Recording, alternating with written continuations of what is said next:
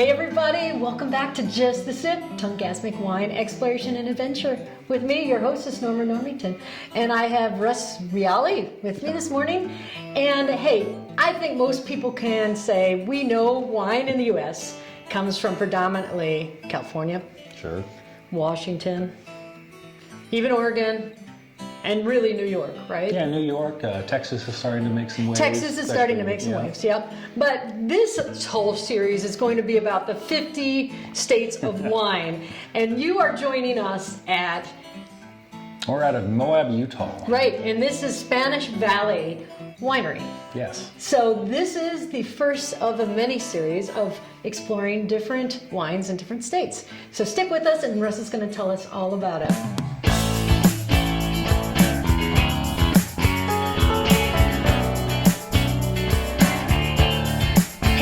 Welcome back. It's Norma and Russ, and we're here at Spanish Valley Winery in Utah. Now, I'll be honest with you, Russ. Like, coming to Utah, I was like, there's no way in beep that there's going to be a winery in Utah. And much to my very good surprise and dismay, here we are. Yeah, we get that from just about everybody. I call it our triple surprise. They're shocked there's a winery in Utah. Right. And they show up and they're surprised to see we're growing our own grapes right out here in the desert. That's right. And about halfway through the tasting, we get the, hey, no offense, but I'm kind of surprised again. It's actually pretty good. That's my favorite one. I like that. So it's the Triple Crown. Yeah. Wonderful. Wine, gonna have a good time. Yeah, hit that subscribe and like button. Enjoy the rest of the show as well as the series 50 States of Wine. Wine. Now, I enjoyed speaking with you a little bit, so I think everyone who's out there is going to enjoy hearing your background and how you got to be, you're the general manager, the vintner, the winemaker, pretty much you wear all these hats running this winery. How did you get to this place? Well, it certainly wasn't planned, I'll tell you that. Okay. Back in college days, I kind of followed more the sciences. I was doing physics, I was doing chemistry, just whatever caught my interest. And then after that, rather than going to work in the industry or lab or academia, I ended up in a about 10-year-long outdoor guiding career. Okay. Doing whitewater paddleboarding, rock climbing, technical canyons, and that's what brought me out to Utah, Moab, kind of the capital for all those adventure sports. Yeah. And you're from the East Coast originally? Yes, I grew up in New Jersey, actually. Okay. So Yep. very far away from home. Very far away from home. And you got hooked here with the Red Rocks and all the adventure stuff here. Right, as will happen. Yeah. And then the wine part of it kind of like meanders its way. Yeah, it followed naturally as well. Yeah. I was also as shocked as everyone else is to find out there's a vineyard and a winery out here. One of only about 6 in the whole state. Wow. Yeah. But it being a small town, I had met the old winemaker and we had a good relationship, and he was looking for some help one winter. I was kind of looking to get out of guiding. So I came on just thinking to be a fun little labor gig for a bit, and one thing led to another, and here you are. That year, I completed a 1-year apprenticeship with him, and then took over duties as the new winemaker and started managing and getting involved in all aspects of the business. It was really just a serendipitous opportunity. Yeah, wonderful. And we're starting today with, I know you have like 7, 8 different wines that you make here, right? Typically, yeah. And they rotate a little bit depending if you sell out or whatever. Yeah, being a small business, some runs are pretty limited. Some years we get a bumper crop. Sometimes I just have a wild idea that I want to do a small batch of. Right, and the grapes that you grow on property are your whites, correct? Yes, we do grow 4 different varieties. Okay. We have mostly Riesling and a good healthy patch of Gewürztraminer. Okay. And we do have some reds as well, our Cabernet and our Syrah. But it's a pretty small amount of production on that. And the red grapes, though, you get those from the West Coast, right? Yeah, so we'll get our bulk red out from the West Coast. Okay. And so what we're drinking, I asked you to pick 2 for today. So we're starting with, I just like to call it Gewürz because I'm lazy, right? But it's a dry Gewürz. So tell me a little bit about this, because truly the number 3 on that is these are very good, surprisingly good wines. Not to it's a compliment. Not to say for you, but like I'm like blown away. These wines are really, really good. And a lot of that's just we have some advantages being the oldest vineyard in the state. These vines are over 50 years old now. Wow. And given the soil conditions, the dry climate, lack of pests, we're actually able to use native vines, so there's no graft on that. Wow. So they've maintained a lot more vigor and productivity over those years, Great. along with those more mature flavors. Uh-huh. So really, as long as I'm not messing anything up in the back, it comes out pretty good. Yeah, it's delicious. And then also being kind of on our own out here, right? We're the only winery for hundreds of miles. Yeah. So we're not too worried about the more traditional styles, the sweet things, the not sweet things, the heavier reds. We're going with just wine that people want to drink. Right. And having not as much of a background in the industry as most winemakers, I feel I have a pretty good palate attuned to more the random drinker, the common drinker. Yeah, so we're going with that. I would say you're a novice winemaker, but you're producing wines that I would say are very high quality. Thank you. I mean, yeah, I'm really... This is Norma's thing, right? But I drink what I like too, and that's what I try to tell people, and that's what I hear over and over again on the show as advice for novice wine drinkers. Is just find what you like and stick with it. But I would say, if you're out here in Moab or Spanish Valley, it's worth a trip to come here and try your wines, because I think they're just really refreshing. Especially that Gewürztraminer, it's a less common varietal. Right. And a lot of places do make it sweet, I know, more mass appeal. And I'll make some sweet batches as well on it from time to time. But I like to say we're in the desert, right? Yes. Everything's dry. Right. It has so many flavors in there, so much rich color. I like to really highlight those nuances rather than cover it up with the sugar on this one usually. So that's a really good thing. I'm glad you brought that up. So let's talk about some of the challenges you have, not just operating in the high desert, but also in a state like Utah. Yes. So let's hear about this. So yeah, the climate for growing the grapes is actually fantastic, as I mentioned before. Surprisingly again. Yeah, we don't have many pests or bugs, or it's too dry for most molds and fungus. The dreaded phylloxera does not work in our soil. So we have a lot of advantages that way, yeah. And the amount of water too. Grapes are not a super thirsty crop. True. So we do irrigate. The town has a wonderful reservoir that we're able to use for that, so we're not limited by the woes of the Colorado either. Right. So as far as growing, yeah, it's actually a lot better than you would think. There's not a lot of data, of course, on how to grow grapes in a place with 120-degree heat. Right. But we've been doing it long enough, and there are a few other kind of home growers as well I've made contact with that we've kind of cobbled together what works for our region at least. Okay. On the other side of things, though, the political climate is quite a bit harder. I bet. Yeah. Like you cannot distribute outside of the state, correct? So when you come here, you can take it, package it up for them. Yep. They can Yeah, take 90% of our sales are just right out of this room. The state does have some distribution in Utah. There are liquor stores. They're all state run, and there's only so many. So we can distribute a little bit through them, but it's not like most other places where I can just, have a distributor warehouse that I send bulk to and have relations and really push it out the door, Right. They have a pretty tight grip on all that. So most things are just people coming in, drinking the wine, liking it, and bringing a case home. And of course, local restaurants as well. And wine club. And what's that? Do you have a wine club? We're working on a wine club right now. Okay. Another one of the challenges with Utah is we can't do direct shipments to people. So not direct to consumer. Correct. So they would still have to be coming in our door to receive those updates. So we can do a local sort of wine subscription easily enough. Sure. And to help bring in more attraction to that, since also the sales of wine are also somewhat limited, I restrict on happy hours. I can't do discounts, things like that. Right. So what we're looking to do is launch sort of a Winemakers Select series. Some of that more small batch, experimental, interesting stuff that wine club members would have more exclusive access to. And just more perks like that rather than just a discount like most wine clubs. Fantastic segue. Now, we're not going to try this today because you don't open this for tasting. Correct. But this is your Riesling Reserve. You want to talk about that? Because that's also small batch, I believe. Yeah, it's our private reserve Riesling. That was kind of one of the first higher end, more awarded wines that we came up with. And it starts the same as our regular dry Riesling. That's one of our best sellers. But we age this one twice as long. Our normal Riesling's maybe 6 months to 8 months in tank. Our private reserve's closer to a year and a half usually. I'm going to use a different yeast on that as well. Okay. And I do play around with that year by year and batch by batch, but looking for something that just gives a bit more body, more nuance to it rather than the more common, just drinkable Riesling. And I'm also aging that on oak as well. Okay. And I'm doing a malolactic fermentation. So at the end of the day, this one actually comes out a bit like a Chardonnay than a Riesling, as people would expect, which is great because again, a Riesling has a reputation of kind of a one-dimensional kind of sweet wine. Yes. And so I love to highlight the actual variety that you can get out of that, though. It's just a little bit of different processing. Right. And as we're talking about award-winning, you also have your blend here that was that the one that won the medal in San Francisco? Yes, the Slick Rock Red. Fantastic.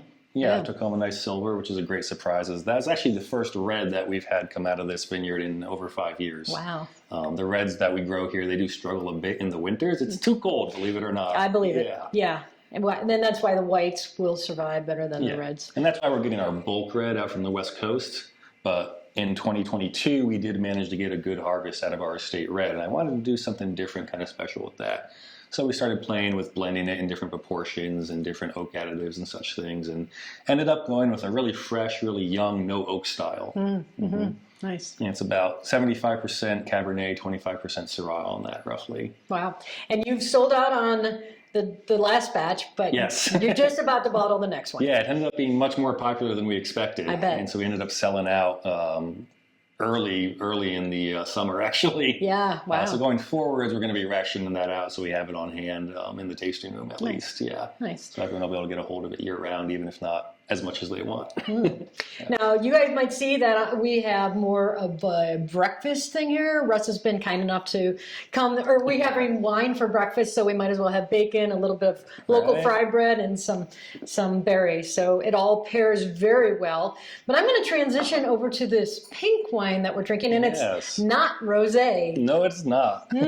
Let's talk about this one, which, again, I think this is just fabulous that you're doing this. Yeah, this is our other kind of more unique wine. This is actually a cherry wine. Right. People see the pink bottle, they think rosé. And then I tell them it's cherry wine, and they think, oh, dessert wine, super sweet, syrup, which is a great thing as well. But no, we decided to stick with that dry desert theme in this again. So this is actually more of a sour pucker kind of experience. I think it's a nice balance. The nose has so many nuances on it that I pick up, but then when I taste it, it's not as sour as I think it's going to be, and it's not as sweet. It's a really great balance. Yeah, I think of it as a grandma's warm homemade cherry pie on Thanksgiving. Got a little bit of cinnamon, clove, nutmeg, spice notes in there. I wish my grandma made a cherry pie like this. Me too. She didn't, but I wish she would, yeah. This is amazing. And, I feel like we could pair this with anything, but you could use it, if you don't feel like having it as a main wine with your dinner, you could easily use it as, you said, a marinade. Yeah, marinade goes great on this. Rosemary potatoes. Oh, yeah. You can use it as a topping for your ice cream sundae even. Yeah. We've seen people get really creative with this one, both as an ingredient and as just paired with things, yeah.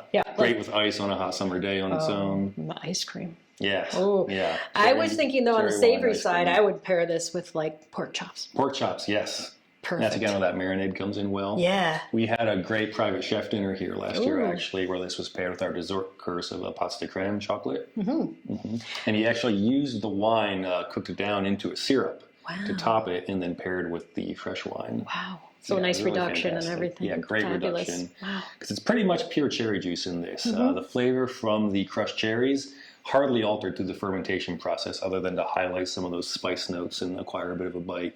And you get the cherries not on the property, but locally in the Utah. State. Yes. Yeah. Shout out to Pace in Utah, McMullen Orchards. They've been partnering with us for decades on that. Really great. Great product is the end result. It's nice. The taste really comes out in that.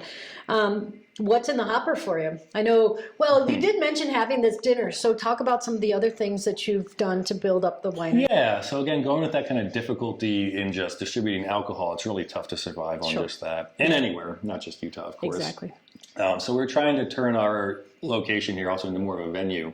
We do have a beautiful tasting room, outdoor patios. We're set right in the Red Rocks at the base of the La Salle Mountains. And we're one of the greenest spots around, being in the desert, having this nice little oasis of vines and pine trees, and we have a few water features built in. So we try to attract people, both locals and tourists, to come out and just kind of more casual atmosphere, enjoy the wine, make some new friends. We keep our staff to customer ratio pretty small so that you're always able to have a nice conversation like this for those who are interested in learning about the wine, learning about the area, or just talking about their day, Yeah. And with that, too, we feature live music from local musicians all summer long. Yep, Fridays, that's always a good time. We've had comedy shows out here. Of course, we rent out for private events, weddings, reception dinners, those type of thing. Has become a big market, especially in this town here, Moab being a tourist kind of a wedding destination area. Oh, I didn't know that. And then, of course, charity events too. Sure. Yeah, local rescues for underdogs, domestic violence awareness. Yeah, we're happy. Anything that another local business or charity wants to get involved with, we're happy to loan our space out for free with them, just to give back to the community. They support us quite a bit as well. Yeah, that's phenomenal. You told me yesterday that this town is about a size of like About 6,000. Yeah. And in the summer, it expands to... We have capacity for about 80,000 visitors any given weekend, I think. Wow. Yeah. We hit 3 to 5 million visitors a year, I believe. So the sweet spot, in your opinion, to visit the area and the winery?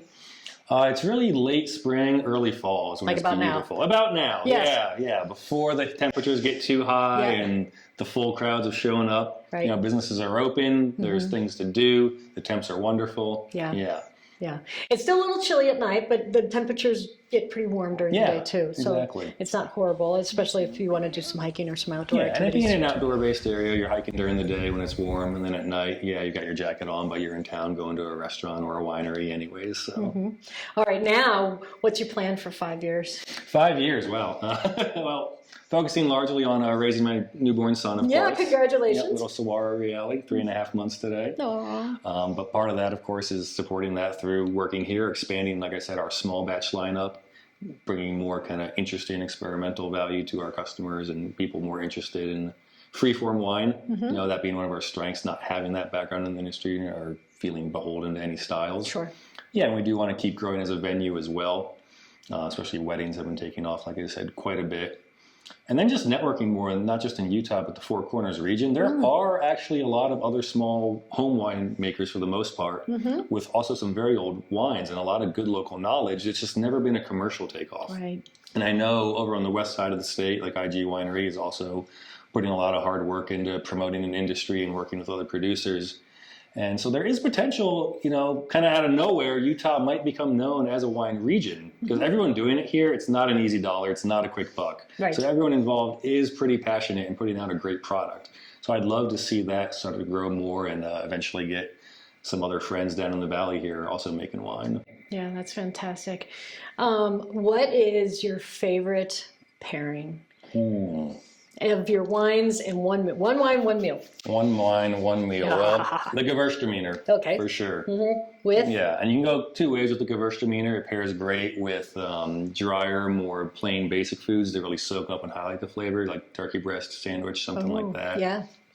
Or you can take advantage of its high acidity and strong flavors to pair with foods that might otherwise overpower a wine. So the classic, you know, German lunch. Gewürztraminer, bratwurst, sauerkraut, pastrami sandwich, that kind of thing. Yeah. That's usually what I think of as a really perfect afternoon. Fabulous. Cold classic Gewürzt, a nice pastrami sandwich with some coleslaw. Awesome. Yeah. And as you see so many people come into the tasting room and to the winery, as a novice wine drinker, what is your advice to them? Just enjoy it. You know, a lot of people, I think, feel pressure to appear as if they know what they're doing. Or, no, absolutely. Or they're not confident talking about what they see in the wine, the notes. They don't know to trust their own tongue. Trust your tongue, you know? Trust your tongue. Just start saying stuff, right? Well, and start, drink what you like. Stick what you find something you like, stick with it, and kind of build off of that. And this is great because you can explore some different types of wines here that you normally probably wouldn't find in many other places. Yeah, not many. Especially the Gewürztraminer and those drier styles and the cherry. Exactly, exactly. Well, Russ, thank you so much. I really appreciate your time this morning. Yeah. I'll let you get back to your parenting duties. Thank your wife for me. Of course. Cheers. Cheers. Everybody, check with us next month for the next edition of Just the Sip. Just the Sip.